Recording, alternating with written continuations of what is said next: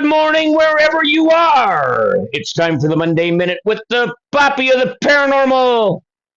I'm Christian Paul. What do we have today? The SummerSlam 2026 has now passed. It was a great time, educational, and a lot of great stops were experienced. Let's get into today's recap of the slam. We're going to talk about Billie Creek. Billie Creek is outside of Rockville, Indiana, just a few miles down the road from the Indiana State Sanatorium, owned by Greg, both locations. And it was the first official stop on the 2026 SummerSlam. So today we're going to just recap a little bit of Billie Creek. It is a historical village type of establishment, in some ways similar to a Glaze Village in Ohio, Old World, Wisconsin in Wisconsin. I know there is another one around the Rockford, Illinois area that I have been to. I don't recall the name, but you get the idea. There are several old buildings moved to the property. There is also across the field a Civil War era farmhouse that I don't think was moved. I think that was there. Interesting, this morning when I looked at the Monday Minute post for today of the Billie Creek Bridge, I looked through the bridge and there was a deer in the picture. I didn't see that deer when I took the picture. Now, we've got a crap ton to review. There is no doubt about that. I did put up one reel from Waverly this morning. Dennis found something right away, and he sent it to me, so I got that up on the page. But let's talk a little bit about Billie Creek, okay? Billie Creek, when we got there, is off. I forget the highway number, and what I found kind of unusual, I don't want to say odd, but unusual about Billie Creek is there is actually a public road that runs kind of through the middle of it. Now, we had a woman there meet up with us. Her name was Annie. She did circle writing, and circle spelled with an S-Y. And I am ill prepared here. I don't know where my circles are. I was going to show them, but they're only about a little bigger than a quarter, I would say. And it's very customized writing, and she did two of them that said Crossingaurd Paranormal. One with my name, one with Dennis's name. She showed us around the property.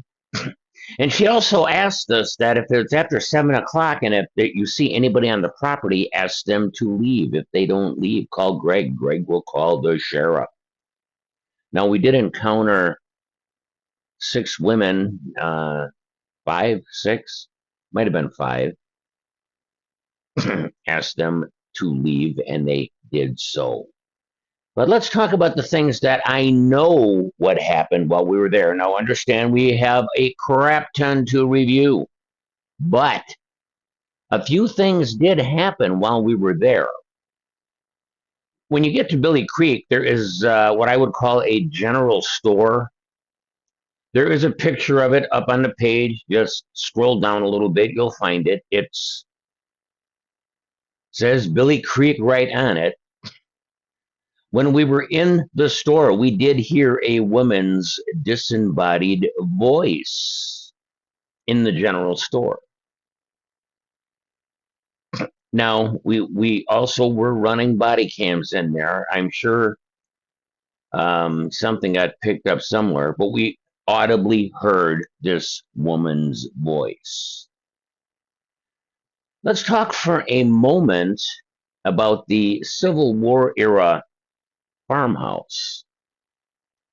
Now, like many homes in that time era, the farmhouse has a piano, as a lot of homes did back in those days, because there was nothing to scroll through. There were no Netflix to watch, or Tubi, or whatever your streaming gig is. But of course, when I saw the piano, I had to check the action on it a little bit, shall we say. I wouldn't call anything I do playing piano, but I can hit a few notes for doing vocal workouts, but that's a whole nother story. What was interesting is a little bit later, as we are in the room next to the room with the piano, we heard a piano key. Now, I can't tell you if it was a high C or a high D or whatever it was.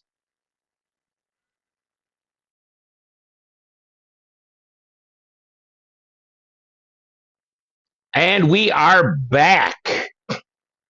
I don't know what happened there. Our entire video feed just cut out. I do apologize for that. But we are back. Let us pick up from where I was. We did hear the piano go off in that building. Now we're going to get into something a little more interesting. If you've followed the page for a while, I know you've heard the lapel pin story. I know you've heard the gas cap story. But let us continue with the bracelet story. Now, this bracelet I have had for many years. Often I'm asked where I got it. I got it factory direct. What does that mean, factory direct? Well, it's a Navajo bracelet that I bought off of a Navajo on Mount Charleston in Nevada many, many years ago.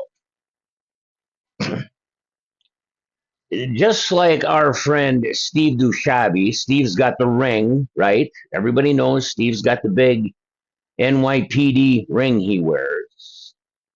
Well, the bracelet is something that I wear during investigations. What's interesting is, I don't know if you're going to be able to see this on camera or not, but I lost a stone out of this bracelet. Yeah, you can see it on camera pretty good. See that blank spot between the stones? Now, this bracelet was 100% intact when we left for the slam. 100% intact.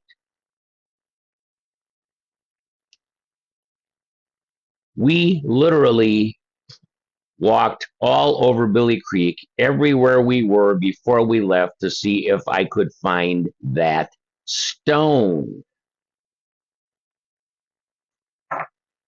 Okay? Keep in mind, it was on the bracelet before I left the house. Last evening, I'm going to get this out here. Here's the stone. This was found at the base of my basement stairs.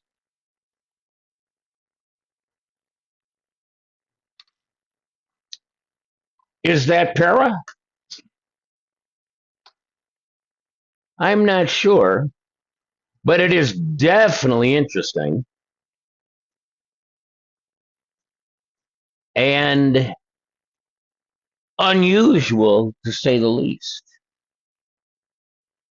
So stay tuned on the page for updates on Billie Creek. As we review, we will be putting things up on Billie Creek next week. We'll do another little recap of the next stop on the 2026 SummerSlam. If you are in need of para help,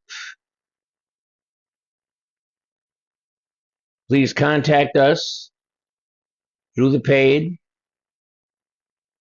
We do travel, homes, businesses, historic sites. Be good to each other. We're all we got. That being said, peace out.